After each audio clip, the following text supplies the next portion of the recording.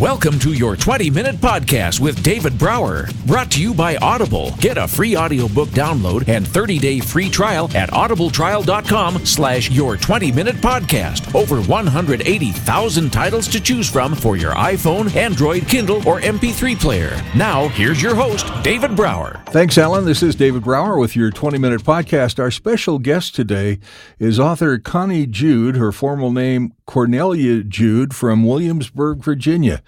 Hey, Connie, how are you today? Good to have you here. Hi, thank you so much for having me. I'm wonderful. So Connie is an entrepreneur, wife, mother of 6, born and raised in Germany. She moved to the States in 1997, became a citizen in 2010. Congratulations on that. Thank you. And your book, Mended, it's a life of abuse, pain, and redemption. You had some serious things going on in your younger life, didn't you? Yes, sir. From sexual, physical, and mental abuse, which led to a PTSD diagnosis in 1999. And God bless you for fighting every day your life as a survivor and not a victim. That's got to be an incredible role model for a lot of people who have gone through even small bits of what you've been through. Yeah, well, I try, because God just has a plan, and this is His plan for me, that I'm, able to help other people that have been through what I have been through, So feel free to go through your experience as little or as much as you want, but can you share some pieces of that experience that led you to having God get you through that, help you get you through that, and then how you ended up writing the book? Yes, I can. And so my story basically starts when I was 4. I was sexually abused the first time. And then from the time I was 12 until I was 22, I always turned to drugs, alcohol. Self-harm was a big role in my life. And when you're that damaged, of course, you get caught up with bad relationships. Sure. Because you don't have any self-respect. And even if you're still in a bad relationship, but if that makes it a little better than what you have been through, it always felt like, okay, this is better than what I had before. Gotcha. So we get stuck in there, even if it's not a good relationship, So that was, always hard. Well, and I would think, that's got to be hard. And I would think to a degree, the bad relationships are not unlike alcohol and drug abuse during those situations, because you're reaching out for something, anything to help mask the pain, right? Yes, definitely. But the thing was that, you try to find those things to help you through the pain. Mm-hmm. But what you're doing is you're just really making it worse. Yeah. Because you're now more lost, because you know that this is wrong and you know that you're doing damage. But after all the abuse, it's something you're so used to that in the end of the day, you are, starting to abuse yourself.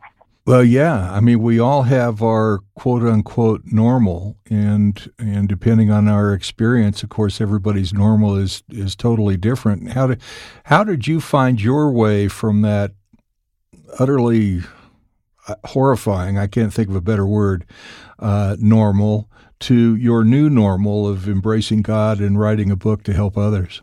So I did not grow up in church. I did not grow up reading the Bible or anything like that. And every day I would drive to work here in Williamsburg, and I drive by this church, and I always had this tugging on my heart, like, you have to go in there. And that went on for weeks, even months, and I just really I refused, I was Sure. one of those people that would say, oh, it's going to catch on fire if I walk in there, right? I was totally one of those people. Yeah. And my husband is a Christian, and so it was really strange for him, too, when I came home and I said, look, I have to go to this church. Let's go to this church. And he was like, wow, this is a whole new level of crazy, right? Right. Where's my wife, and what have you done to her? Yes. And we started going to this church, and it got really bad before it got better because I dealt with so much at the church, different sermons that I listened to. And I remember that one Sunday, our pastor was talking about stop being a victim. And that made me so mad.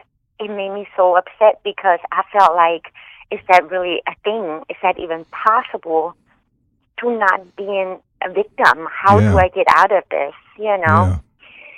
So instead of me turning back to crazy stuff, I said, okay, I want to talk to the pastor.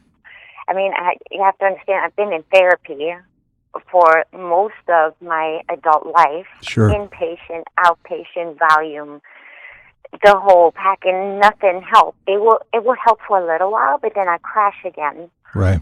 And so I was like, okay, so maybe if I speak to the pastor. So we set up an appointment, and I went and talked to him, and it was very, very hard for me because I just kind of exploded in that office because I just, my understanding was like, if I don't find forgiveness, I am going to hell. Right. And to me, it was like, so I've been in hell basically all this time. I did not ask for this, and how am I going to find forgiveness? So he told me I need to be living in Ephesians. That's what I did. Mm-hmm. And I said to myself all day, every day, I choose to forgive. And I was in my Bible and talked to pastors and lots of prayer. Instead of drinking, I started listening to a lot of worship music, and I just pray. The second I feel like I need to do something, I cut myself or take hour-long showers, I will turn to God, and I would just keep doing that. Wow. And there was a crazy shift in my life, and I felt that was on Wednesdays. We have service on Wednesdays, and it's called Refuel. Mm-hmm. And I went to that service, and for the first time ever, I felt like this touch to my heart that I've never felt in my life before. Oh my gosh. And that moment, I felt like I'm going to be okay. I will be okay. It's all going to be okay. So I haven't had a drink in 2 years now. In March, it was 2 years. Congratulations. And thank you. And I talked to my pastor again, and he said, Connie, it's amazing how God works in you. And he said, I think you should share your story. And he did not say go write a book. That was not the case, but he was thinking about you standing in front of the sanctuary and sharing your story, right? Yes, I think so. And I came home, and I was like, I just wanted everybody that's going through any kind of pain to know that this is so possible, that we can overcome with the help of Jesus. And I was like, okay, how am I going to do this? And so I said to my family, how about I write a book? I asked them for permission. I mean, it's a pretty deep book, and it's very hard for a lot of people to read the book. Yeah. People that are emotionally attached to me, because nobody knew details of my life. Right. Until this book came out. Well, you weren't in a place to share it. I'm sorry? You weren't in a place to share it back then. It wouldn't have been beneficial. It would have been hurtful to those that you care about. So, you wouldn't want to do that, right? Yes. So now I'm on this mission every day, all day, to tell everybody how good God is and how we can overcome this. It's so possible. Wow. I got goosebumps first and foremost, and then I found myself speechless, which never happens. So, wow, what an amazing, amazing story. So we all talk about from time to time forgiveness in different ways. I can't forgive that. I can't forgive that person. I can't forgive that person. And if I understand it right, and you're going to be able to help me understand this better, you don't have to forgive the person. You need to forgive what they did. Is that fair? Yes, that is very fair. Because I always try to explain it like this. So, okay, forgiveness to me is freedom. Forgiveness is freedom. Mm-hmm. Because if I wouldn't have found it in my heart to forgive, I mean, I have a bond, or I had a bond with this man for pretty much all my life. And he was in my dreams. I mean, he lives in Germany. I live in the U.S. Yeah. And still, he was in my dreams. Certain ways the wind is going, somebody else's teeth, whatever, will bring me back every day. And it was, to me, hating him so much. I have no effect on him. He has all kinds of effects on me. Exactly. And it seemed like that I was setting myself on fire in the hopes that he will miraculously die of a smoke inhalation. Right, if right. that makes sense to you. Totally. Makes total sense, yeah. And then I understood forgiveness. The more I read the Bible, I understood how important that is and what God really wants for us. God wants this forgiveness for me. Yes. He doesn't want me to suffer. Right. And I didn't understand that for a while. And now I get it.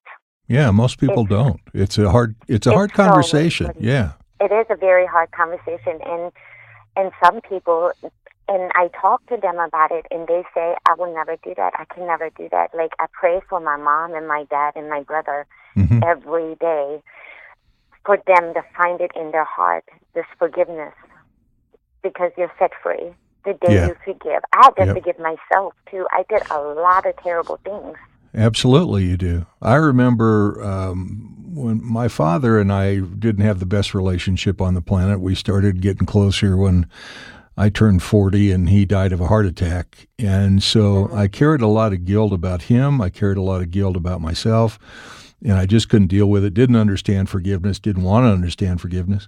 And so 10 years later, on the anniversary of his death, I decided to drive from Northern California to Idaho, where he's buried. And I just stood there in the snow and the sunshine all day long and talked out loud to God and forgave my dad and forgave myself. And it was the most freeing experience I've ever had in my life. And like you were saying, I had no clue what forgiveness was, but I knew I had to do something because, I mean, he'd be gone for 10 years and it was still eating me up, you know? That's part one of our interview with Conny Jude. Your 20-minute podcast with David Brower has been brought to you by Audible. You can listen to any of David's podcasts anywhere podcasts can be found, including iHeartRadio, the Spotify mobile app, and at davidbrowervo.com/your20-minute podcast. Until next time, thanks for listening.